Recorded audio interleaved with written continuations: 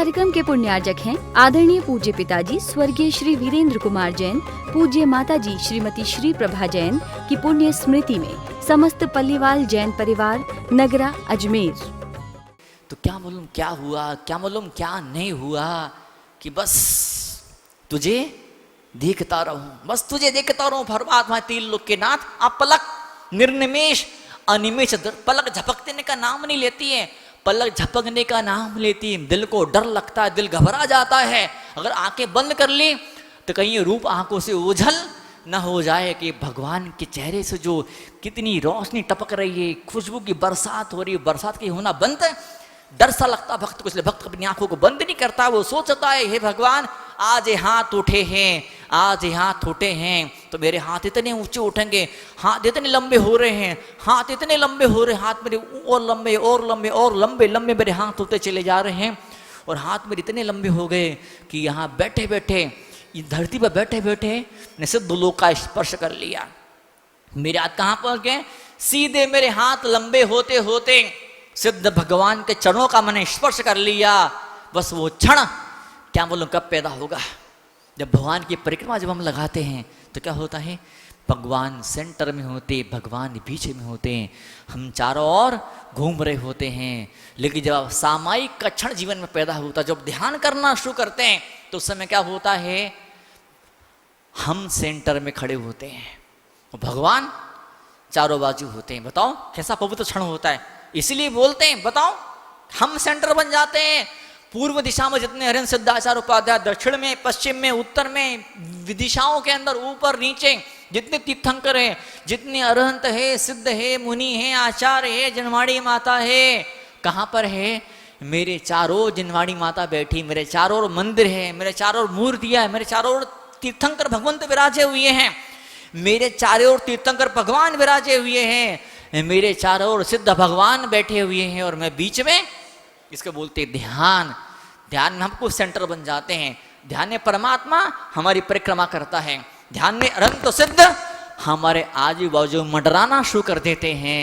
इसका नाम ध्यान हुआ करता है। प्रार्थना का मतलब क्या होता है? हम भगवान से कुछ बोल रहे होते हैं। और ध्यान मतलब क्या होता है? भगवान हमसे बोल रहे होते हैं। प्रार्थना मतलब क्या होता है?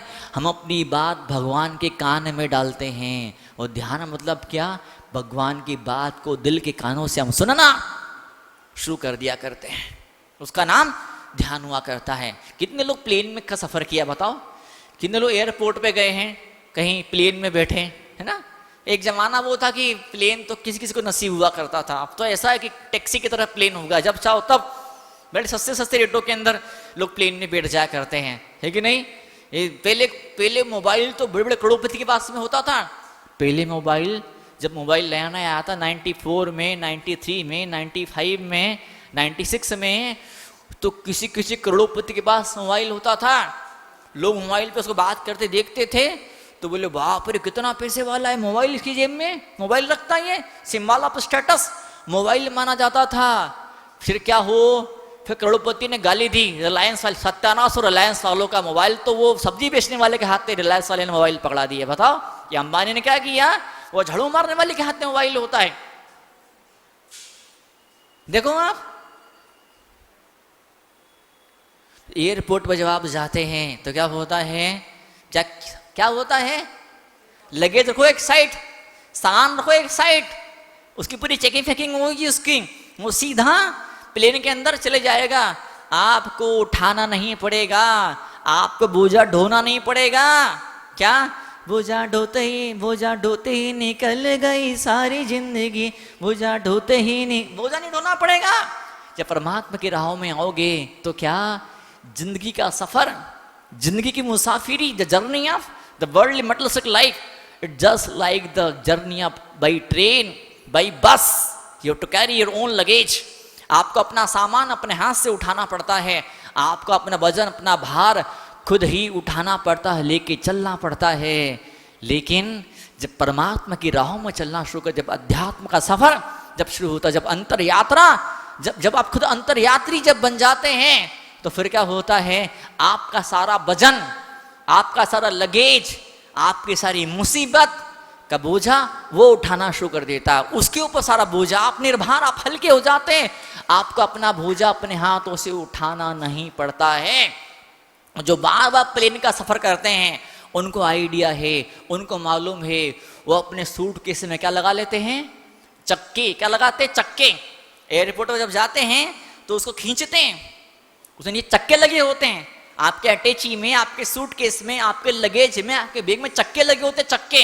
तो क्या होता है, आपको बोझा सिर पे उठाना नहीं पड़ता है, जब तक आपके हाथ में है तब तक उसको आप हल्का सा खींचते हैं और बिल्कुल, या ट्रॉली वहां पर रखी होती है, क्या बोलते हैं, ट्रॉली बैग, क्या बोलते हैं, ट्रॉली बैग आपके पास में होता है, आपका बोझा सिर पे नहीं उठाना पड़ता है। तो जब प्लेन में बैठे फिर तो सवाल ही नहीं है, लेकिन प्लेन में बैठने के पहले भी जैसी एयरपोर्ट में एंट्री मारी, जैसी एयरपोर्ट पे घुसते से ही आप ट्रॉली में अपना बोझा रख देते हैं और चक्कों के थ्रू सफर होना शुरू हो जाता है। ऐसे परमात्मा का सफर होता है, परमात्मा प्रकट नहीं भी होता है, उससे ज्ञान की बरसात नहीं होती है, उसका उजाला अगर हमको नहीं भी मिल पाता, उसकी खुशबू दिल को खुशी से नहीं झुमा देती है, तब भी मात्र एंट्री करते ही अध्यात्म के सफर में, जर्नी में पहला कदम रखते से ही क्या होना शुरू हो जाता है, हमको ट्रॉली मिल जाती है। हमारी दुखों में, हमारी मुसीबत में, हमारी लाइफ में चक्के लग जाते, चक्के। फिर क्या होता है, आराम से मुसीबत को हम कैरी करना शुरू कर देते हैं। मुसीबत तो होती है, संकट तो होते हैं, विघ्न तो हैं, बाधाएं तो हैं, पर बाधाएं हमको सता नहीं पा रही है, परेशान नहीं कर पा रही है। बाधाओं के बीच में जीना, मुस्कुराना, गुनगुनाना हमने सीख लिया है। दैट इज जर्नी ऑफ अध्यात्म। तो जब एयरपोर्ट पे आप जाते हैं तो आपके लगेज को, आपके सामान को एक साइड, एक बाजू रख दिया जाता है, और वो क्या बोलता है, वो जो आदमी खड़ा होता है, क्या बोलते, चौकीदार बोलते, वॉचमैन बोलते, क्या बोलते, सिक्योरिटी वाला, क्या करता है, भाई साहब आप क्या करिए, क्या करिए, आप क्या करिए, अपने हाथ को ऊंचा कर लीजिए, है ना। महिला हो, पुरुष हो, बेटी हो, दादी हो, कोई भी हो, लेडीज हो, जेंट्स हो, कोई भी हो, क्या करता है वो सिक्योरिटी वाला, हाथ को ऊंचे कर लीजिए। आप दोनों हाथ को ऊंचे खड़े हो जाते, फिर हाथ, उसके हाथ में वो स्कैनर होता है ना, वो एक छोटा सा ऐसा गोल गोल ऐसा रहता है, वो ऐसा ऐसा करता है, क्या वो आपको ऐसा ऐसा करता है, फिर कहता ठीक है जाओ आगे जाओ। और तुमने कहा मैं हाथ ऊंचे नहीं करूंगा, क्या तुमने अड़ गए, जिद पे आ गए, घरवाली थोड़ा ही है तो तुम्हारे जिद को बर्दाश्त कर लेगी, तुम्हारे सारे नखरों को झेल लेगी, ये घरवाली नहीं है, वो वॉचमैन है, वॉचमैन सिक्योरिटी वाला है, वो तो नखरों को सहने वाला नहीं है। वो हाथ नहीं ऊपर करो, नहीं करोगे चलो बाहर चलो, भले तुमने टिकट ली हो, भले तुम मिनिस्टर के बाप हो, मिनिस्टर के बाप, उसके बावजूद भी हाथ तो ऊंचे करने पड़ेंगे, चेकिंग तो करानी पड़ेगी।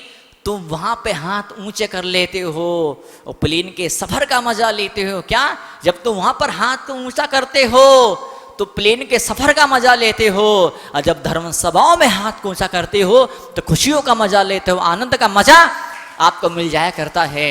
और आज वो क्षण है, क्या मालूम कितने सारे चौमासे आए और चले गए, कितने सारे मुनि आए और चले गए। बताओ, यही 1 महीना मुझे आए हुए हो गया, 1 महीना मुझे भी खुद को यहाँ पर आए हो गया।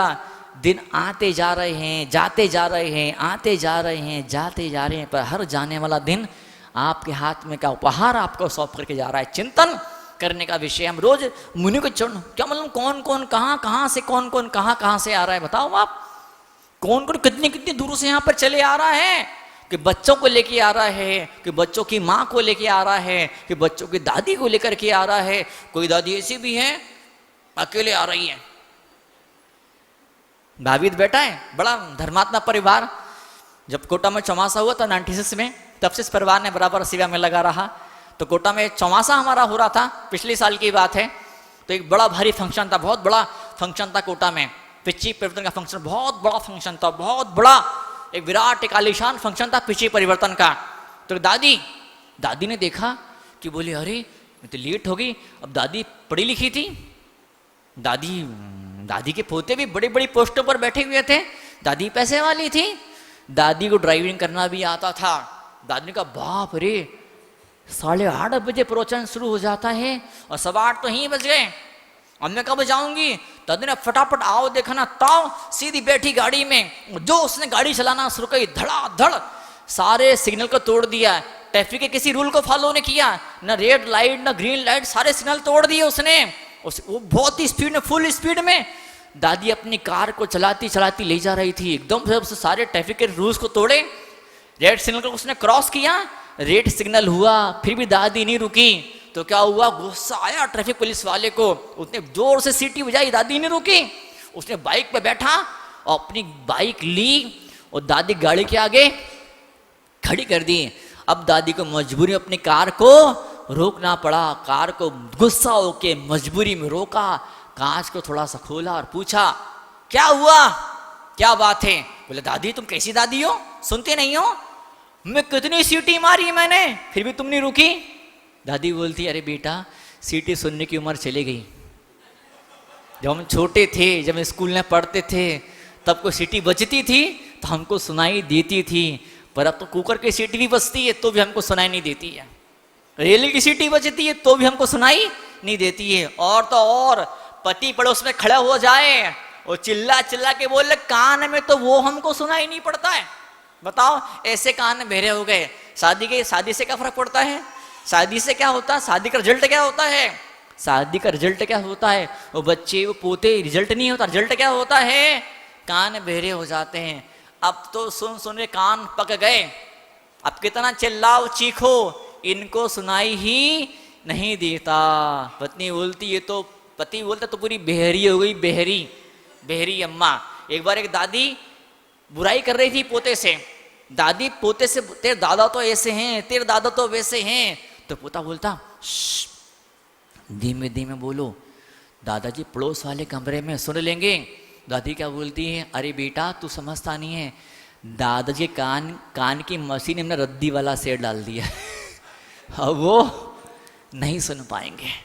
तो कोई ऐसा चश्मा बराबर नहीं होता है, आपका चश्मा बराबर नहीं है, कान की मशीन बराबर नहीं है, तो ना आप सुन पाते हैं ना आप बराबर देख पाते हैं। शरीर ने साथ छोड़ दिया तो न बराबर सूंघ पाते न बराबर खा पाते हैं। क्या? तो इससे पहले कि शरीर शिथिल हो जाए, इससे पहले कि कान बराबर सुनना बंद कर दें, उससे पहले भगवान का भजन सुनना शुरू कर दो। इससे पहले कि आंखें पथरा जाए, आंखें दूर का देखना बंद कर दें, आंखें पास का देखना खत्म कर दें, उससे पहले आंखों से भगवान का दीदार कर लो। ये रूप किसके नसीब में होता है? ये भक्ति का उजाला, ये ज्ञान का प्रकाश। बताइए, ये सेवा की त्याग की खुशबू सबके नसीब में नहीं मिला करती है। हम सब आप किस्मत वाले। अजमेर की धरती पर 2500 साल पहले विपुलाचल में बैठकर भगवान महावीर स्वामी ने विपुलाचल की 5 पहाड़ियों पर राजगृही पर बैठ करके जो भगवान महावीर ने अपना दिव्य ध्वनि दिव्य उपदेश दिया था, वही दिव्य ध्वनि वही दिव्य उपदेश भगवान की वही प्यारी सी वाणी इस वक्तामय स्रोत के जरिए हम सब आप सुन रहे हैं। बताइए क्या नसीब है हम लोगों का, बताइए क्या किस्मत है। एक्नॉलेज योरसेल्फ, अपनी किस्मत को बोलिए, वाह मेरी किस्मत, वाह मेरे नसीब, तो इन्हें मुझे आज यहाँ ला के बैठाया। विश्वास करिए, जिस नसीब ने, जिस किस्मत ने आपको यहाँ ला के बैठाया है, कल नसीब आपको सिद्धों के पास में ले जाके बैठा देगा, आपको मोक्ष तक ले जाके बैठा देगा। बस शर्त एक है, आपको यहाँ आके बैठना है, समर्पण करना, डेडिकेशन होना करना है आपको। ऑपरेशन टेबल पर मरीज लेट गया, अब ड्रामा करे, नाटक करे, डॉक्टर अब ऐसा कर, अब डॉक्टर चुप रहे, डॉक्टर क्या बोला, चुप रहे, तू डॉक्टर के मैं डॉक्टर, तूने डिग्री लिखी मैंने डिग्री ली, ऑपरेशन तू कर रहा कि चुपचाप लेटा रहे। मरीज को ऑपरेशन थिएटर में चुपचाप लेट जाना पड़ता है, फिर उसका ऑपरेशन होता है, और मरीज बीच में हाथ पैर मारे, बीच में उठ के भाग जाए, मुझे नहीं करना ऑपरेशन, तो क्या होगा?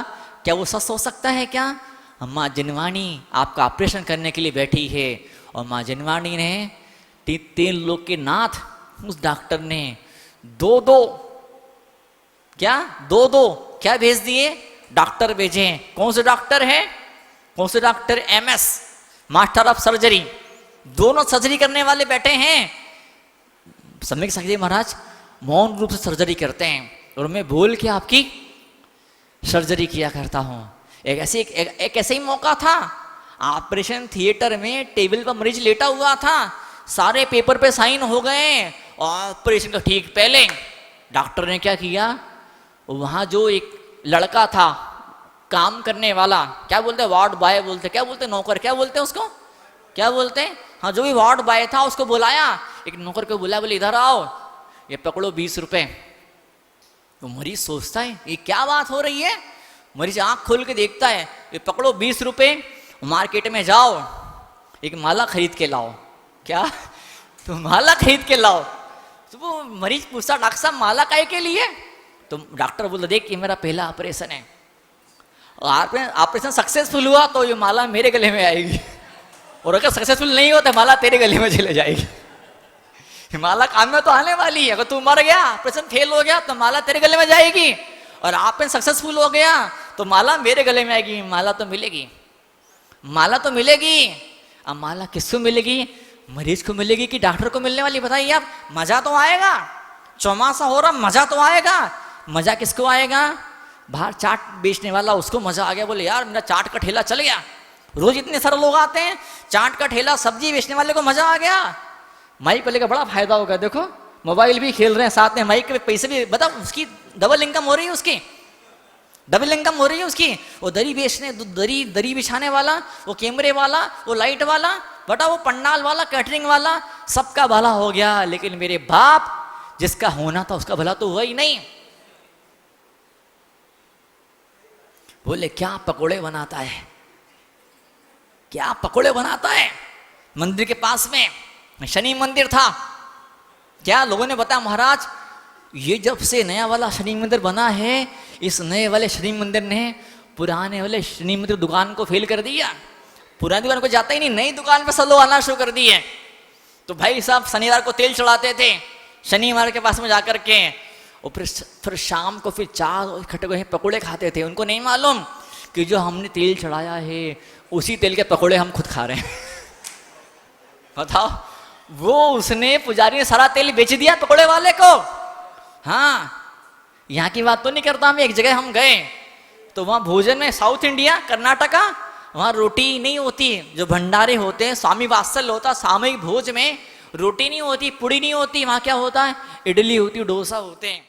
इस कार्यक्रम के पुण्यार्जक हैं आदरणीय पूज्य पिताजी स्वर्गीय श्री वीरेंद्र कुमार जैन, पूज्य माताजी श्रीमती श्री प्रभा जैन की पुण्य स्मृति में समस्त पल्लीवाल जैन परिवार, नगरा, अजमेर।